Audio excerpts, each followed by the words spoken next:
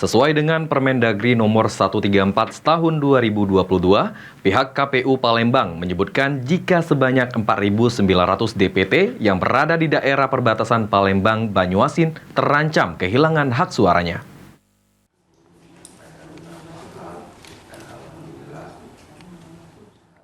Jelang pelaksanaan Pilkada Kota Palembang tahun 2024 pada November mendatang, pihak KPU Kota Palembang menyebutkan jika sedikitnya 4.900 daftar pemilih tetap, Kota Palembang yang berada di perbatasan berpotensi dicoret untuk menggunakan hak pilihnya.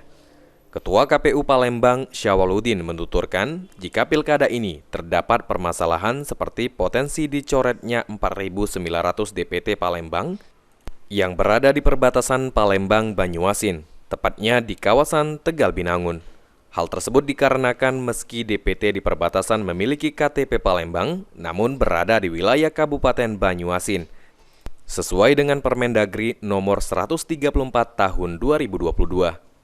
Ditambahkan Syawaludin, meski begitu, KPU Palembang akan mengupayakan agar 4.900 DPT Palembang di perbatasan tidak kehilangan hak suaranya.